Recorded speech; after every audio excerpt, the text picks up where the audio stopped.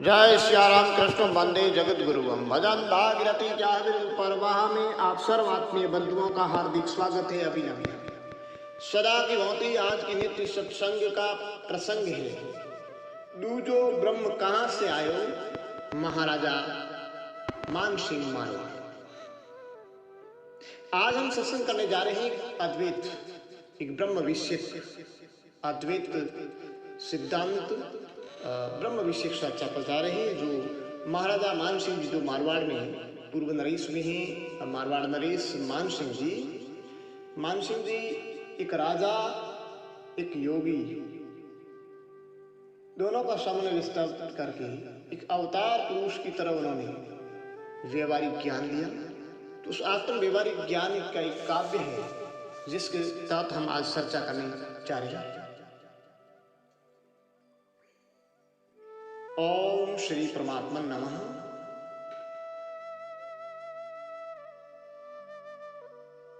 महाराजा मानसिंह जी का इष्ट परम गुरु जलंधरनाथ को नमन करते हुए हम आगे बढ़ रहे हैं। हरि ओम। तो महाराजा मानसिंह जी का काव्य के टेर है। नींद उड़ाई म्हारे नाथ जी, ज्ञान रो ढोल बजायो, घोर निद्रा सूखियो, जागतो करके दया उठायो। महाराजा मानसिंह जी फरमाते हैं कि मेरे इष्ट ने, मेरे गुरुदेव ने, मेरे नाथ ने मेरी नींद उड़ाई। नींद से मतलब है यहाँ अज्ञान की निद्रा। उस अज्ञान की प्रगाढ़ निद्रा में सोया हुआ था जो मेरे इष्ट ने, मेरे नाथ जी ने ज्ञान स्वरूपी ढोल बजा करके मुझे उसे घोर निद्रा से जागृत कर दिया। अर्थात अज्ञान की घोर निद्रा से ज्ञान स्वरूपी निस्वरूप में जागृत कर दिया, स्वरूप की जागृति करवा दी, करके दया उठायो जी। ऐसे मेरे परम गुरु ने, इस नाथ जी ने, इष्ट ने एक दया की और दया करके ऊपर उठाया मतलब ऊर्ध्व क्रियता किया, ऊर्ध्व गति हुई। मैं एक अज्ञान अविद्या की वजह से एक पतन में था, नीचे से नीचे पतित बना हुआ था, जबकि मेरे इष्ट ने, मेरे गुरु ने, मेरे नाथ ने ऐसी परम दया की और मुझे ऊर्ध्व पिता बना दिया, ऊपर उठा। पहले लाइन में कहते हैं, ज्ञान विज्ञान लखाविया, साची बात सुनाई, पोल खुली गली सु काडियो, सीधी राह बताई। महाराजा संत कवि महाराजा मानसिंह जी मारवाड़ फरमाते हैं कि मुझे ज्ञान और विज्ञान विषय पर भिन्न भिन्न तरीके से मुझे लक्षित किया, मुझे समझाया, उसकी विवेचना भली भांति की और उसमें सार स्वरूप सत्य को लखाया। ज्ञान विज्ञान लखाविया, साची बात सुनाई, पौड़ गली सु काडियो, सीधी राह बताई। मुझे उस प्रमुख मार्ग से निकाल करके सीधी राह। इसी प्रकार की कोई इधर उधर क्रम कांडों में, औपचारिकताओं में न भटका करके मुझे सीधी मेरे स्वरूप की राह बताई, यानी स्वरूप का ज्ञान। फिर आगे कहते हैं, ज्ञान ग्रंथ सुनिया बहुत सा, त्याग ही त्याग बखानियो, कृपा करी हरे नाथ जी, अब के त्याग पिछाणियो।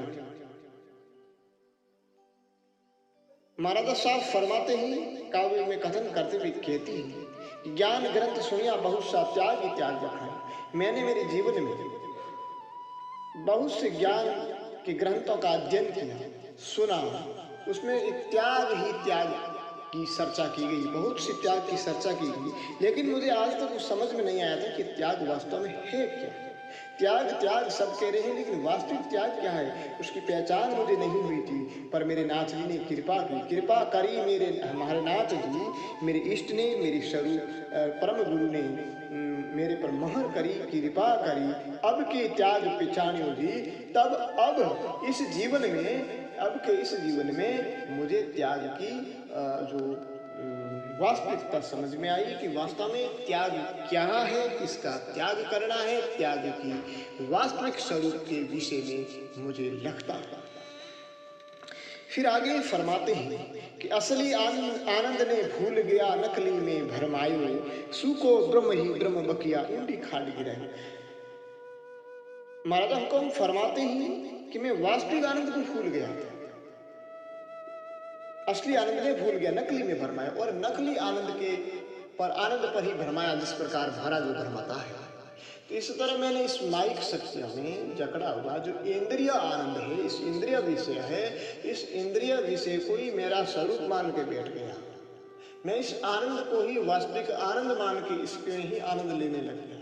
मुझे ध्यान नहीं था, मुझे ज्ञान नहीं था, मैं यही समझता था कि वास्तविक आनंद है, असली आनंद है, यही है। लेकिन मेरा जग जग में ही तो नहीं है, सुको ब्रह्म ही ब्रह्म बकिया ऊंडी खाट गिराए।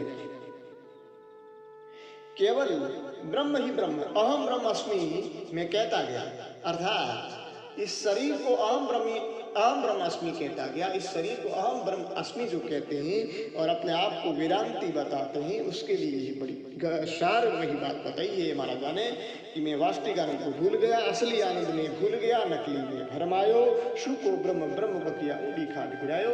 वेदांत को समझ नहीं पाया, क्योंकि ये समझना बड़ा ही कठिन होता है, सुनना समझना बड़ा कठिन विषय है।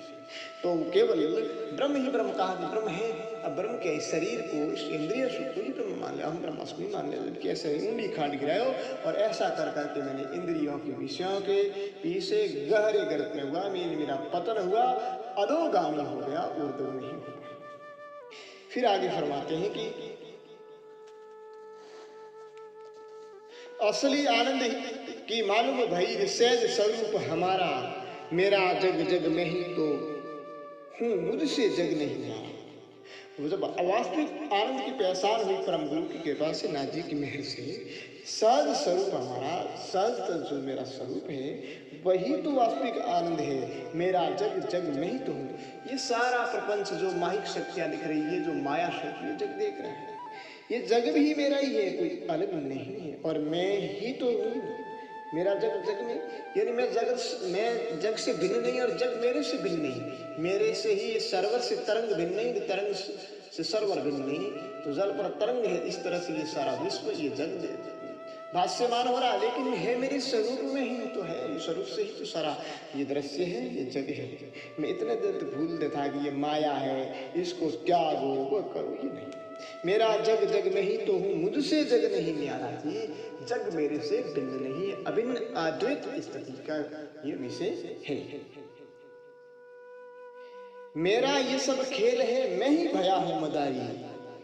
महाराज साहब फरमाते हैं कि मेरा ही सब ये खेल है और मैं ही भया हूँ मदारी। मेरा मतलब ये नैष्टिक ब्रह्मनिष्ठ जो वृत्ति हो गई है, ब्रह्म में निष्ठ हो गई है, ब्रह्म स्थिति में जो हो गई है, वो वृत्ति महाराजा मान सिंह की उपकार करती है कि मेरा ये सब खेल है, मैं ही हूँ मदारी। ये सारा संसार है वो परम ब्रह्म का जो खेल कहते हैं, वो पर ब्रह्म में ही हूँ और ये मेरा ही सब खेल है, और मैं ही मदारी हूँ, यानी खिलाने वाला, यानी मैं ही दृष्टा हूँ, मैं ही सृष्टा हूँ, और मैं ही ये इनका सब कुछ हूँ। मैं दृष्टा सृष्टा संचालन करता जो हूँ वो मैं ही हूँ। जिस प्रकार मदारी के हाथ में संचालन होता है, उसी तरह मदारी जैसे खिलाते हैं वैसे ही कठपुतली खिलते हैं, खेल नाटक होता है, वैसे ही संसार का जो संचालन है वो मेरे हाथ में है, रिमोट में ही ब्रह्म हूँ, और मैं ही तो देखड़हार हूँ, ऐसा अजीब खिलाड़ी भी, सब कुछ मैं ही हूँ। उपनिषद 1:7-8 में यही है गीत सुनायो, तू ही है तू ही है तू ही है, दूजो ब्रह्म का से। महाराज साहब फरमाते हैं कि 108 उपनिषदों में केवल एक ही पुकार हुई है, गीत सुनाया गया है, स्वर से यही पुकार कराई आई है कि तू ही है तू ही है, सिवाय तेरे इस दुनिया में कोई नहीं है, केवल केवल आत्म स्वरूप ही ब्रह्म है। एको ब्रह्म द्वितीय न अस्ति, ब्रह्म विद्य ब्रह्मेव भवति आदि बाकी जो बताए गए हैं वो तू ही है, दूसरा अन्य दूसरो ब्रह्म कहाँ से आयो। तो फिर ये अन्य जो आपसे भिन्न जो कहते हैं वहाँ स्थित है, वहाँ रहता है, वो आया कहाँ से है, तेरे से भिन्न तो कोई सता ही नहीं। आई कही मने नाथ जी घट में खोल लगायो।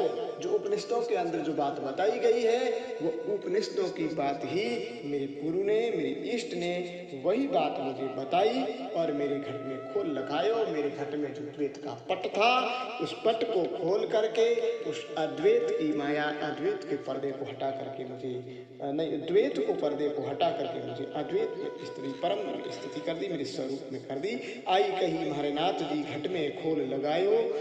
पट खोल प्रगट देखियो और मान सुध समाये जब वो गई। ये सारी माया, ये सारा ब्रह्म विला हो गया। जब दुही का दफ्तर फट गया, चंद्राम जी ने कहा है दुही का दफ्तर फटा, सारा ब्रह्म विला गया। उसी तरह जब ये द्वैत का पर्दा हट गया, ये जल पर जो काई आई कमोद थी वो हट गई, तो मुझे साक्षात दर्शन हो गए, मेरे स्वरूप हो गई। यानी मान शुद्ध समायो उस परम शुद्धतम आत्म स्वरूप में मेरी परम प्रतिष्ठिति हो गई, स्थिति हो गई।